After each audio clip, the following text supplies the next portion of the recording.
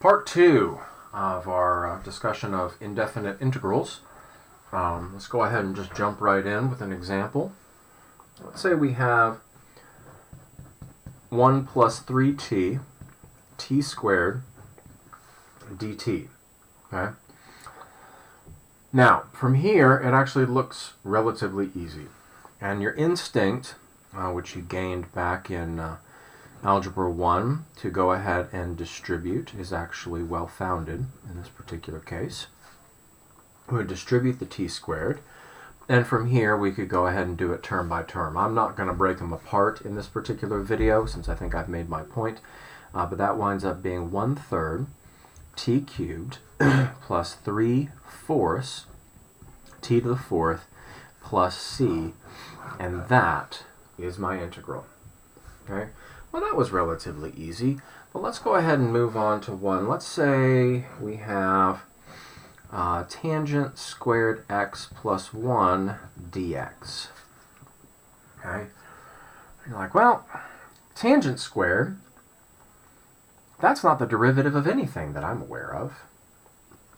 Okay, I know how, if I split it apart, I know how to integrate just dx. It would just be x, right? But I'm struggling with this term right here. And if you go ahead and stop there in terms of your contemplation, you would just skip on to the next problem. But as I've told you in the last video, we need to actually consider the possibility of changing the form. And you cannot forget your fundamental trigonometric IDs, especially the Pythagorean ones. The Pythagorean ones are going to be so pivotal. This very quickly becomes secant squared. And from secant squared, that becomes tangent x plus c, because secant squared is the derivative of tangent. Okay, well, let's go ahead and do another transcendental one. How about 2 to the x plus 1 over 3 to the x dx? Now, it was difficult enough when I gave you 2 to the x dx.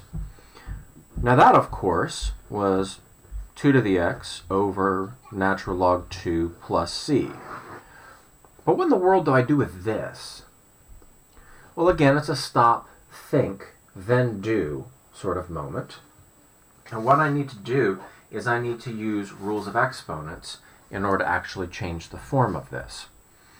Now, isn't 2 to the x plus 1 the same thing as 2 times 2 to the x? And so, can I not change the form into that? Of course I can. At which point, I can actually pull that 2 out in front, and then by rules of exponents, I can actually turn it into 2/3 to the x. Well, then I just have, this is my a. 2/3 happens to be my a value in terms of my rules of integration. And so I have 2 over natural log 2/3 times 2/3 x plus c. And all I had to do was see the fact that this 2 to the x plus 1 can change form into that product by actually pulling it apart. Now we usually see this product and actually put it together using our rules of exponents. But is it any less legitimate to pull it apart? And the answer is no. I mean, identities and rules, properties of logarithms, rules of exponents, those sorts of things are there, and even though we oftentimes use them in one direction, there's no reason that we can't use them in the other direction. They are, after all, identities of a sort. Okay, well, let's do another one that might actually ask us to do a little bit of thinking. Let's go ahead and do, how about cosine x 1 minus cosine squared x dx? Well, it was only a couple problems ago that I told you that you had to remember your Pythagorean, so this one actually shouldn't be too tough. So what I'm going to do is I'm going to go ahead and change that denominator. Okay. Now that's going to be helpful because, well, first of all, it's always helpful to take a denominator and turn it from multiple terms into a single term. Having a monomial denominator, always a good thing, okay? Now, here's the difficult part about this. You're actually going to have to pull this apart into a product. And so you're going to have to pull this apart into that. And the reason that you want to do that is that first one is cotangent x. That second one is cosecant x. And despite the fact that it's actually, not in the order that you're used to seeing it in, that actually is a recognizable derivative. Cosecant cotangent is not the derivative of anything, but negative cosecant cotangent is. Because remember, when we were doing the derivative rules, you remember that the derivative of secant x is secant x tangent x. And of course, the derivative of cosecant x is negative cosecant x cotangent x. Okay, so if I recognize that, and all I did was put a negative in here and a negative out there, which of course would cancel, so it's again the multiplicative identity property. This winds up being, that winds up helping us determine that it's negative cosecant x plus c. And that right there is my answer. Okay, it looked a little bit nasty, but what I had to do is I had to change the denominator using the Pythagorean into a monomial denominator. And this was actually probably the more difficult part, was actually seeing the fact that you needed to pull it apart into two, like sine times sine, and pull it apart into its factors, into strategic factors like this. Okay. Now let's go ahead and let's do. We haven't done anything that has to do with natural log yet. I mean, natural log winds up being pretty important, and it actually winds up being rather underwhelming until we get to 5.5 in the book. But just for the sake of actually doing one, let's go ahead. Now I recognize the fact that these two terms are going to wind up going by means of the undoing of the power rule, right? Because the root x becomes x to the 1/2. But if I were to actually turn that into x to the -1 and try to do the power rule, we'll add 1 to that exponent. You get x to the 0, right?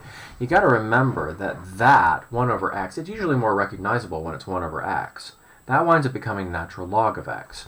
Because remember, the derivative of natural log x is 1 over x. And therefore, the integral of 1 over x dx is natural log x, absolute value of x plus c. And we can discuss, basically this has to do with domain, right? Natural log x only exists on 0 to infinity. Well, the derivative exists on 0 to infinity, and then some, right? So it doesn't really matter. 1 over x exists on all x not equal to 0. So negative infinity to 0, union 0 to infinity. If I didn't have the absolute value bars, your integral would not exist on the same domain as the integrand, and that's why you need the absolute value bars, okay? But knowing that now, I can actually go ahead and go term by term. I get 1/3 x cubed minus 2/3 x to the 3/2 plus natural log x plus c. And sometimes you won't need the absolute value bars because the argument of the logarithm will be something like x squared plus 1 that can't be negative. But if there's any possibility of that of the argument being negative, then you have to go ahead and tack on the absolute value bars in order for the domains to match up. Alrighty? Now, let's do, how about let's do 3 sine of x over 2 cosine x over 2 dx. Now, how do we do that? Well, I seem to remember something about my trig IDs. And my trig IDs, I remember, let's go ahead and bracket this off. I remember that sine of 2x is equal to 2 sine x cosine x. So there's a similarity there, right? It's sine and cosine. They both have the same angle measurement expression. So it's a possibility that I can use this. But I know that if that's the case, then sine of u is equal to 2 sine of u over 2 cosine of u over 2, right? Because all I did was substitute u over 2 in for x. If u over 2 in for x, then u goes in for 2x, and now I'm even closer. Okay?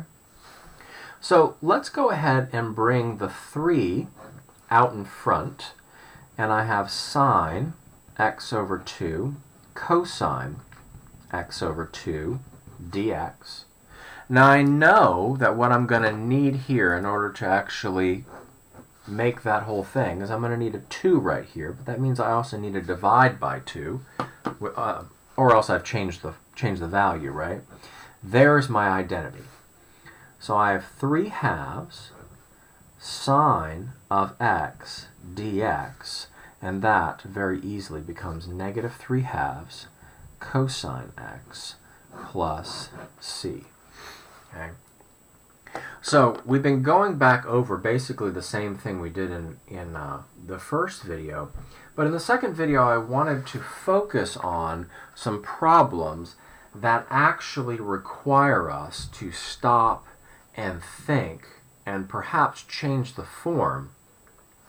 Now, do you have other options if you don't recognize sort of the family resemblance between this and the double angle identity? Yeah, you have options, but they're not good ones. I mean, you could go product to sum. I don't recommend it.